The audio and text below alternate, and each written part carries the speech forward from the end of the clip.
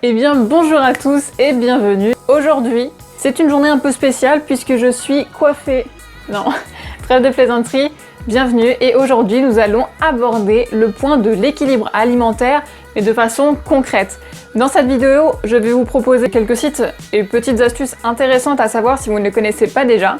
Alors tout de suite, un site qui est mangerbouger.fr, donc c'est un site qui vient de l'État, et je vous propose qu'on aille directement sur les fruits et légumes de saison qui sont intéressants en ce moment. Donc nous avons les produits de printemps, nous avons différentes sections, les légumes, les fruits, les fromages et les fruits de mer. Donc là on peut voir que là en ce moment c'est la saison de l'artichaut, de l'asperge, de l'aubergine, de la betterave, de la carotte, du céleri, du chou-fleur, du chou rouge, du concombre, de la courgette, du cresson, de l'épinard, de la fève, de la lentille, des navets, des oignons, de l'oseille, des petits pois, du poireau, des pois gourmands, des poivrons, des radis, des salades frisées, laitue romaine ou tomates, pour une liste non exhaustive. Et ensuite, au niveau des fruits, nous avons les abricots, la menthe fraîche, la banane, le cassis, la cerise, la fraise des bois, la framboise, le melon, la mûre, la prune et la rhubarbe, sans oublier la pomme. Je suis un peu surprise de trouver la section fromage sur ce site-là parce que pour moi, il n'y a pas trop de saison, ça vient un peu différents pâturages, etc. J'apprends des choses avec vous. Visiblement, il y a également des saisons pour les fromages. Par contre, bien évidemment, pour les poissons et les fruits de mer, il y a des saisons.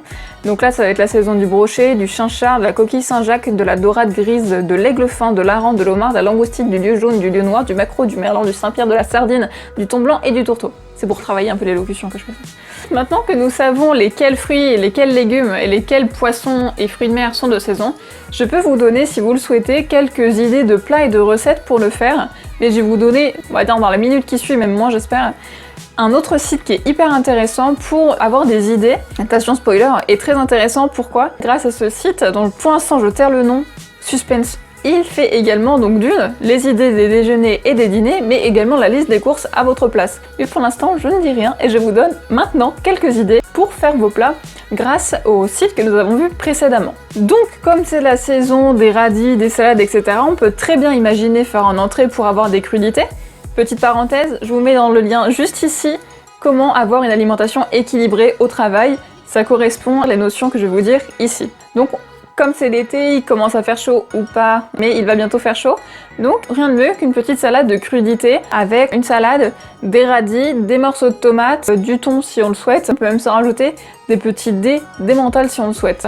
Avec une petite sauce au yaourt et c'est super bon. Ensuite en plat, on peut très bien s'imaginer se faire un petit canard avec une sauce poivre, avec du chou rouge braisé et galette de pommes de terre. Et ensuite en dessert, on peut très bien s'imaginer faire une salade de fruits pour avoir encore une fois les fruits crus pour bénéficier des vitamines et minéraux. Je vous mets juste ici un lien pour accéder à la vidéo qui s'intitule Comment consommer plus de vitamines et minéraux si cela vous intéresse. Ensuite, encore une autre petite idée sympathique, un petit toast d'aubergines, donc les couper en rondelles tout simplement. Mettre un petit peu de coulis de tomates et mettre des petits cubes d'osso hirati dessus. L'osso hirati, pour ceux qui ne connaissent pas, c'est un fromage de lait de brebis qui vient du Pays Basque et c'est franchement une tuerie. Ensuite, c'est un autre cabillaud avec un petit gratin de chorizo dessus, avec des haricots verts par exemple, accompagné d'un morceau de pain pour avoir des féculents et également un yaourt, fromage blanc, yaourt à la grecque pour apporter de laitage. Bon, ça, grossièrement, c'est quelques idées que l'on peut avoir grâce à nos connaissances sur les fruits et les légumes. Et donc, fin du suspense, sans plus durer, nous allons nous diriger vers le site magique, incroyable, qui s'avère être encore une nouvelle fois mangerbouger.fr. Nous avons du coup ce que l'on appelle la rubrique Fabrique à menu. Je vous propose qu'on le regarde encore une nouvelle fois ensemble. Voici. Donc c'est ici, donc c'est Manger Bouger, la rubrique Manger mieux, vos outils et Fabrique à menu. Alors comme je l'ai dit précédemment, ce qui est bien avec ça, c'est qu'on peut savoir combien de jours on veut faire nos repas, à partir de quand, combien on sera, 4, 1, 28, et si nos repas vont être express ou sans porc. C'est là où c'est un peu limité. Pourquoi? Parce qu'on n'a pas les maladies, donc ça peut être sans gluten, que ça soit diabétique, que ça soit par conviction personnelle, nous n'avons pas de repas végétarien ou vegan qui prévoit, et encore d'autres maladies comme insuffisance rénale, insuffisance cardiaque, etc. qui ont certaines complicités, on va dire, d'élaboration de repas, et le site ne le prévoit pas. Ce qui est un petit peu dommage. Quoi qu'il en soit, nous on veut faire à partir d'aujourd'hui, donc le 28, pendant 7 jours, nous serons 2. J'ai le temps de le faire, je mange du porc, on va voir ce qu'ils nous proposent. Donc nous avons le mardi 28 mai, nous avons betterave mimosa, côte de veau charcutière, riz pilaf, fromage, fraises et pain. Donc je me dis ok, pour le mardi, moi ça me va. Donc là vous voyez, si je clique dessus pour mardi, il nous explique comment faire les betteraves mimosa. Pour le côte de veau charcutière, bon, ce qui me pose problème c'est que c'est le mot charcutière, mais il faut savoir que j'ai regardé avant de vous le montrer et en fait il respecte les quotas et les fréquences que recommande le PNNS. Donc il n'y a pas de risque en tout cas sur l'équilibre alimentaire, sauf si vous faites vraiment vous-même de trop grosses variantes par la suite, mais en théorie ce sont quand même des choses intéressantes, variées et équilibrées.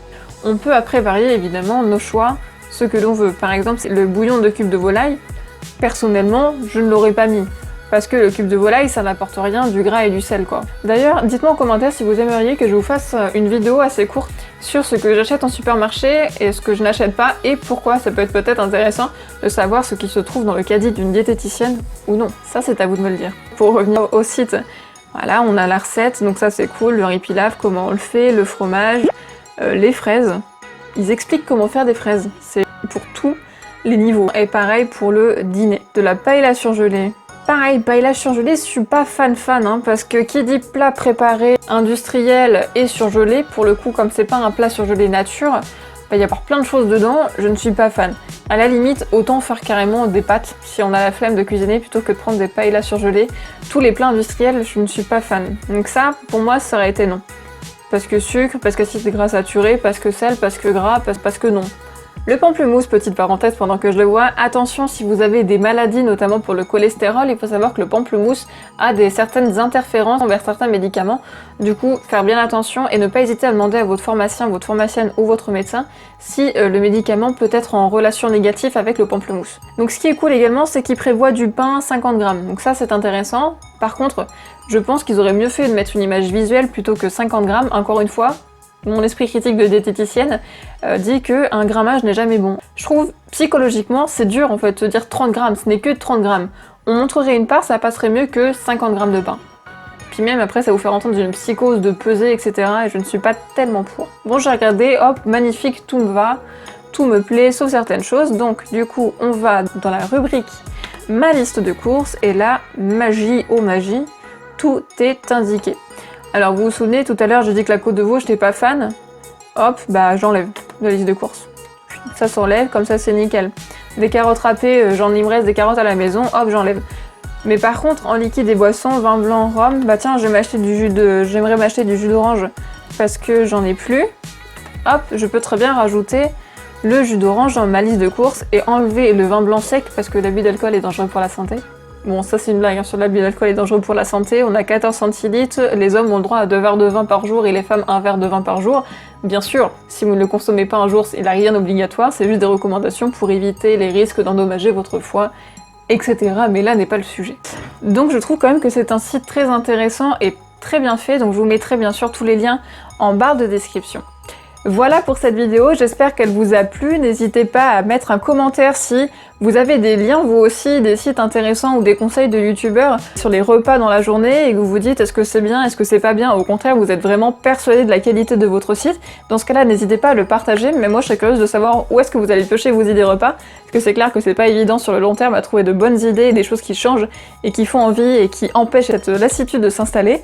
N'hésitez pas à mettre un petit pouce dans les airs si vous avez apprécié la vidéo, à la partager à votre entourage. N'hésitez pas également à vous abonner pour ne plus rien manquer. Et je vous dis à très vite, c'était votre diététicienne. Salut!